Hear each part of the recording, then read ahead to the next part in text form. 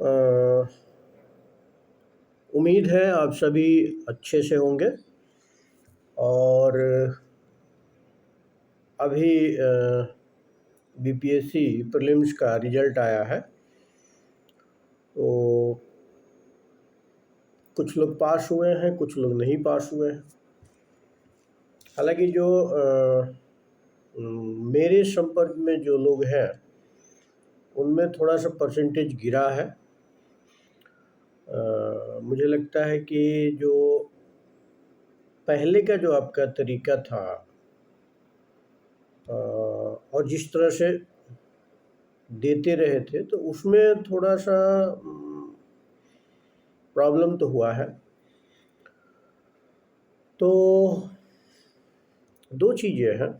एक तो negative marking ने बहुत लोगों को परेशान किया है, क्योंकि आपको अनुभव नहीं था। पिछली बार कई लोग साक्षात्कार दिए, उनका भी नहीं हुआ। तो क्या कर सकते हैं, नहीं हुआ तो नहीं हुआ। दूसरा जो टाइम मैनेज करने वाली बात है, उसमें भी लोग गड़बड़ किए हैं। तो एक किसी ने मुझसे पूछा था कि सर मेरा प्रीलिम्स नहीं हुआ है, क्या करें।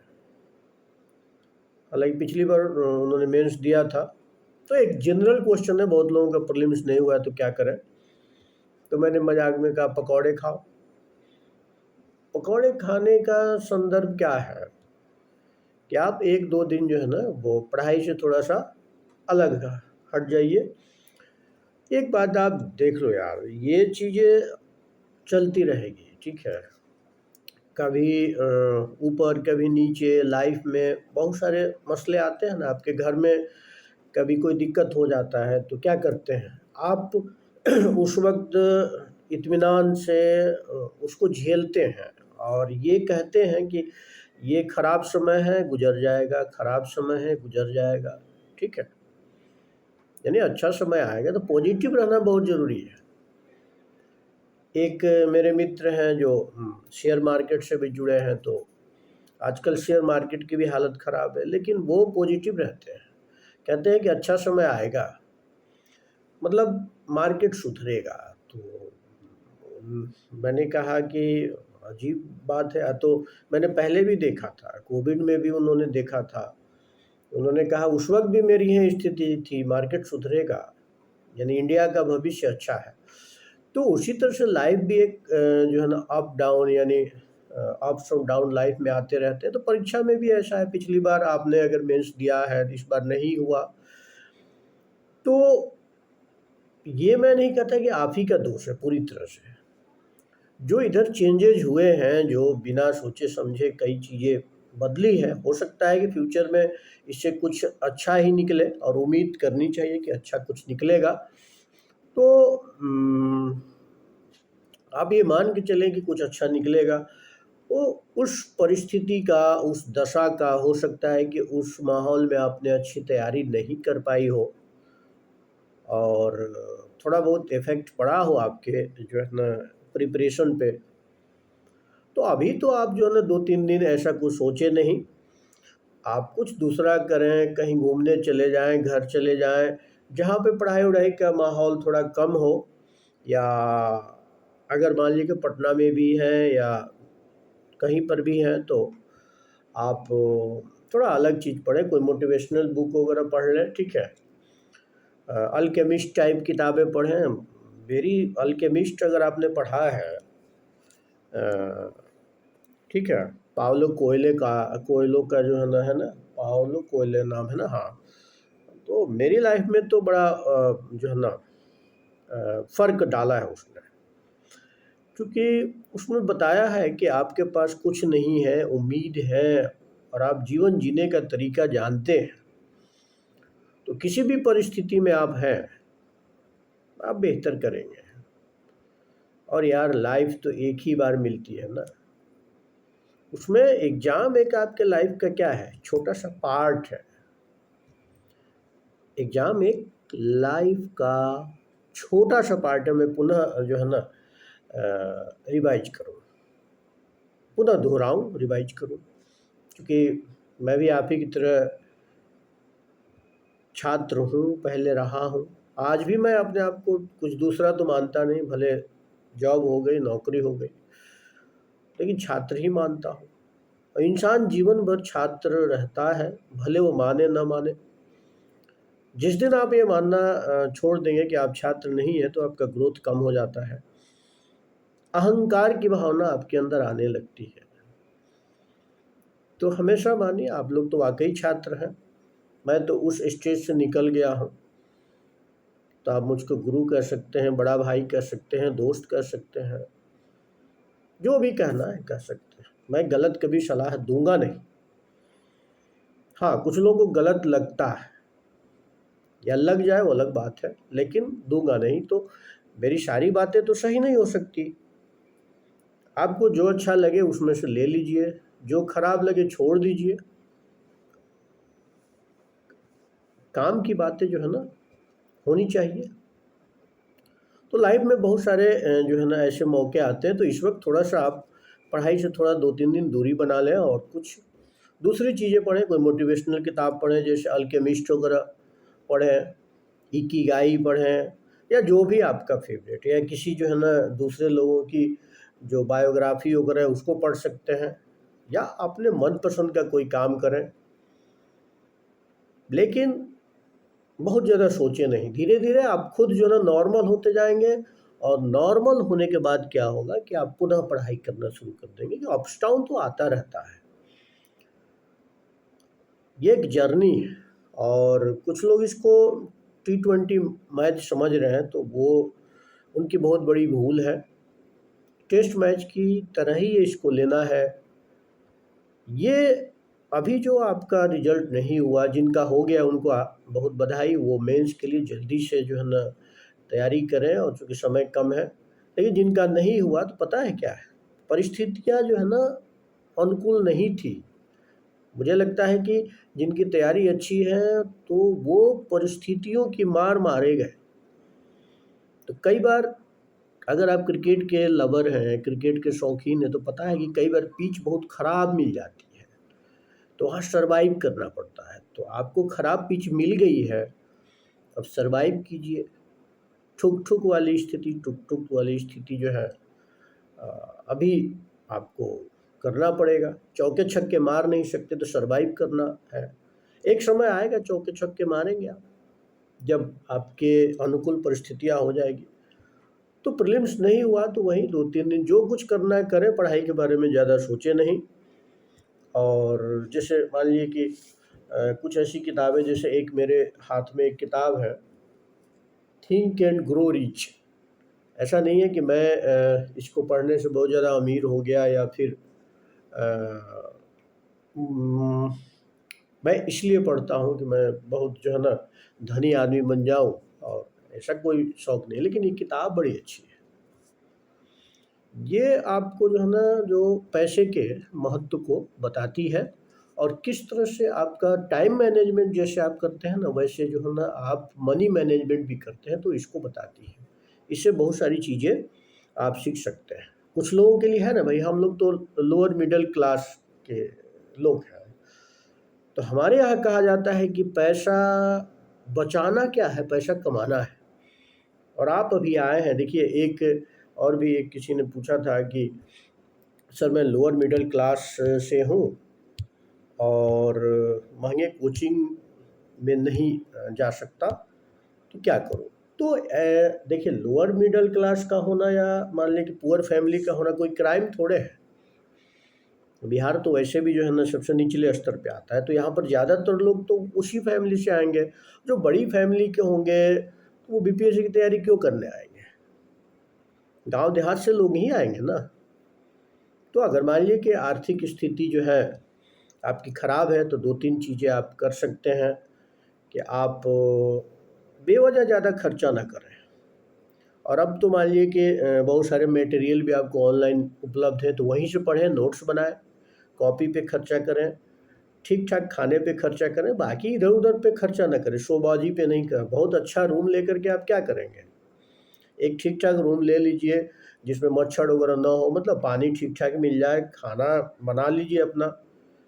अरे आप खिचड़ी भी बनाइएगा तो शुद्ध बनाइएगा, होटल में जाके खाइएगा तो बीमार पड़ जाइएगा।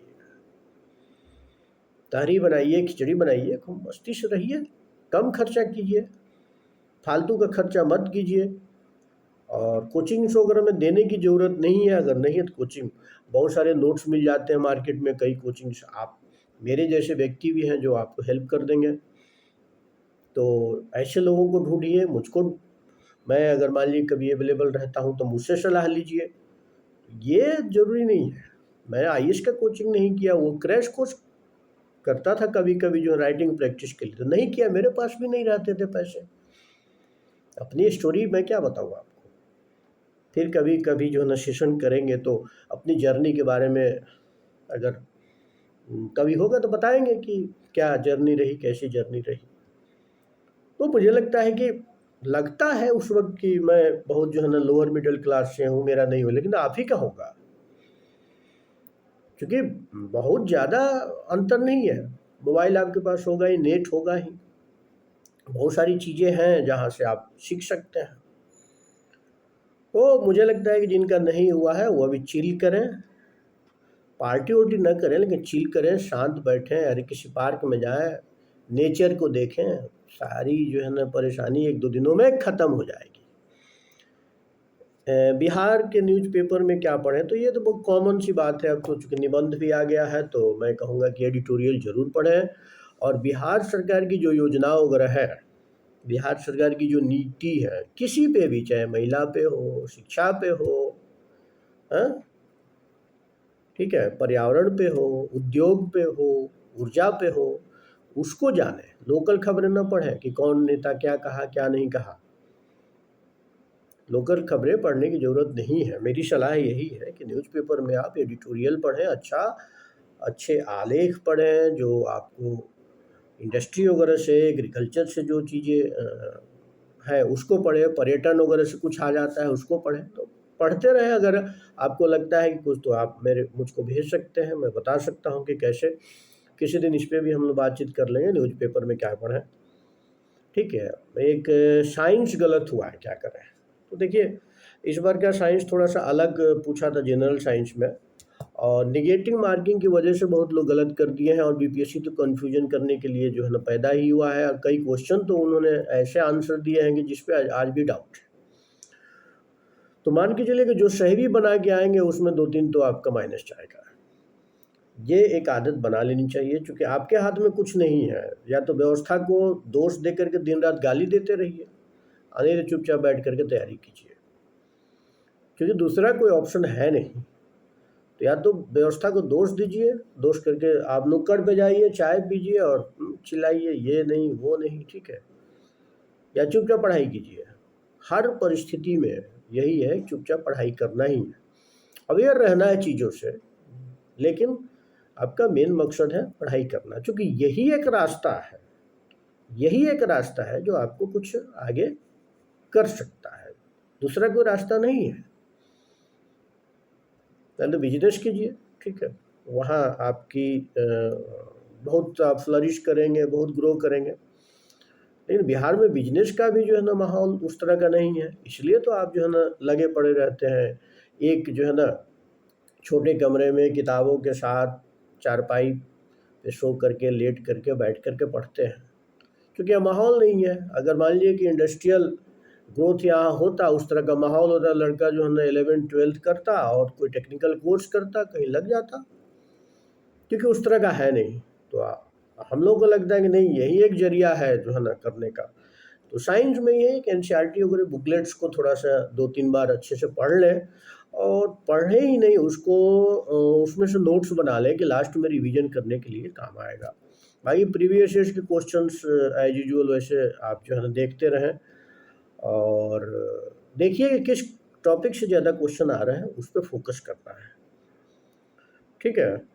और एक है स्टेटमेंट टाइप क्वेश्चन गलत हुए हैं बहुत सारे, ठीक है, तो उसके लिए देखिए आपको प्रैक्टिस करना पड़ेगा। अगर किसी का ऐसा है, यूपीएससी के क्वेश्चन को भी सॉल्व करना शुरू कर दीजिए। मेरा सलाह यही है कि यूपीएससी के इधर 10 सालों के जो क्वेश्चन हैं, आईएएस में 10 सालों के क्वेश्चन जो आए हैं, उसको आप क्या करें, बनाना शुरू कर दें। हो सकता है क्वेश्चन यहाँ पे नहीं आए, लेकिन जो जिस माइंड सेट से वो क्वेश्चन वहाँ पे सेट किया गया है, अगर उस माइंड सेट को आप समझ जाते हैं तो मैक्सिमम क्वेश्चन स्टेटमेंट वाइज वाले आपके सही हो जाएंगे। कुछ लोगों को नहीं समझ में आ रहा होगा तो मैं बता दूं, स्टेटमेंट वाइज का मतलब है, मैं जल्दी जल्दी बोल रहा हूँ, तो स्टेटमेंट वाइज का मतलब कथन वाले जो 1 2 3 वाले होते हैं, कौन गलत है कौन सही है, वहाँ पे भी बहुत सारे लोग गलती करते हैं। तो आप उस तरह से प्रैक्टिस करें, एमसीक्यू कुछ अच्छे जो है ना मॉडल वगैरह क्वेश्चन उसको बनाएं, अपने खुद देखें कि इस स्टेटमेंट को चेंज करके कैसे गलत किया जा सकता है, कैसे सही किया जा सकता है। तो थोड़ा सा एनालिटिकल अप्रोच तो वहाँ ज़रूरी है, और इसको आपको फ़ायदा ये मिलेगा कि यूपीएससी वगैरह में भी अगर आप रुचि रखते हैं, रखना भी चाहिए। मेन टारगेट तो जिनका है वही होना चाहिए, बाद में चीज़ें दोनों आप तो 50-50 लेके चल सकते हैं कि यहाँ समय देंगे वहाँ समय देंगे, लेकिन इससे होगा कि वो अप्रोच रखेंगे यूपीएससी वाला तो यहाँ आपको फ़ायदा मिलेगा। आप देखिए, ठीक है, मेरे यहाँ के संपर्क में कम लोगों का हुआ है, लेकिन मुखर्जी नगर या फिर जो है नॉर्थ कैंपस या दिल्ली से में जो जो लोग संपर्क में मेरे हैं उनका हुआ है। क्यों? क्योंकि अभी का जो क्वेश्चन था वो उनको सूट कर गया। अभी का जो क्वेश्चन था नेगेटिव मार्किंग या फिर स्टेटमेंट, उनको सूट कर गया, वो ज़्यादातर हुए हैं। आप भी अगली बार से आपको सूट करने वाला है, ऐसा नहीं है कि नहीं करेगा। एक बार आप समझ जाइएगा, फिर हमारी भाषा में आप उसको फोड़ सकते हैं, ठीक है, मतलब प्रीलिम्स क्लियर कर सकते हैं आराम से। तो ये आप करें, ठीक है। एक जनरल क्वेश्चन है कि मैं एंजॉय नहीं कर पा रहा हूँ। देखिए, मुझे लगता है कि जब आप स्ट्रेस में होते हैं, प्रेशर में होते हैं, तो एंजॉय कहाँ करते हैं, नहीं करते हैं। तो इस पूरी जर्नी को अगर आप एंजॉय नहीं कर पा रहे हैं तो बड़ी दिक्कत है, लेकिन अगर 1-2 दिन एंजॉय नहीं कर पा रहे हैं तो कोई खास दिक्कत नहीं है। बहुत लोग तो अपने लाइफ को एंजॉय नहीं कर पाते हैं, अब क्या कर सकते हैं उसमें। लेकिन मैं ये कहूँगा कि जब भी आपको छोटी छोटी भी खुशी मिले तो उसको एंजॉय करना चाहिए। मान लीजिए कि आपका कोई टारगेट पूरा हो गया है, उम्मीद नहीं छोड़नी चाहिए। अगर आप उम्मीद रखते हैं तो फिर मुझे लगता है कि आप एंजॉय करेंगे। उम्मीद से याद आया कि मेरे पास एक जो है ना, एक मेरी ये आप लोग जानते हैं कि मेरा एक सृजन करके कविता संग्रह आया था, ठीक है, और आगे भी मैं इस पे और कविता संग्रह दूसरी भी आएगी, इस साल के अंत तक आ सकती है, जब आए। क्योंकि मेरा एक कोई टारगेट नहीं है, मैं कोई लेखक नहीं हूँ, लेकिन जो मन में उद्गार रहते हैं उसको मैं व्यक्त कर देता हूँ। तो या तो फिर शॉर्ट स्टोरीज आ जाए या फिर जो कुछ भी आए, कुछ काम चल रहा है तो एक उम्मीद वाली कविता है मेरी, तो मैं आपको सुनाना चाहूँगा। ये हो सकता है कि इससे आपका जो एंजॉय न कर पा रहे हो तो कुछ मदद मिले। तो देखिए, एंजॉय जो है ना आप, हाँ, उम्मीद शीर्षक है, कविता का शीर्षक है उम्मीद। मैं बहती हुई उम्मीद हूँ, ठहर जाना मेरा स्वभाव नहीं। देखिए, मैं बहती हुई उम्मीद हूँ, ठहर जाना मेरा स्वभाव नहीं।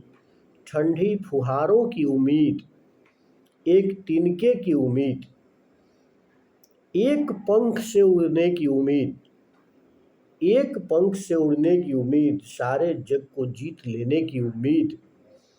मैं गाती हुई उम्मीद हूँ, संगीत छोड़ देना मेरा स्वभाव नहीं। प्रेम पाने की उम्मीद, प्रेम पाने की उम्मीद, जलती लौ बनने की उम्मीद, खूबसूरत शिल्प निर्मित करने की उम्मीद, एक काव्य रचने की उम्मीद। मैं निराशा में आशा की उम्मीद हूँ, मैं बहती हुई उम्मीद हूँ। उम्मीद कभी छोड़ना नहीं चाहिए इंसान को। और इसी कविता के साथ, इसी उम्मीद के साथ जो है ना, मैं ये सेशन समाप्त करता हूँ, और हम लोग रेगुलर मिलते रहेंगे। मैं कोई वीडियो एडिटिंग वगैरह नहीं जानता और ना ही करूँगा, ना ही उतना समय भी नहीं है। जिसको देखना होगा, कुछ लेना होगा तो ऐसे ही लोग लेंगे। तो मैं इसी उम्मीद के साथ जो है ना आपसे विदा लेता हूँ कि आपको अच्छा लगा होगा। आप थोड़ा बहुत भी अगर इस सेशन से प्रेरणा लेते हैं तो मेरे लिए वो उम्मीद वाली बात होगी। धन्यवाद।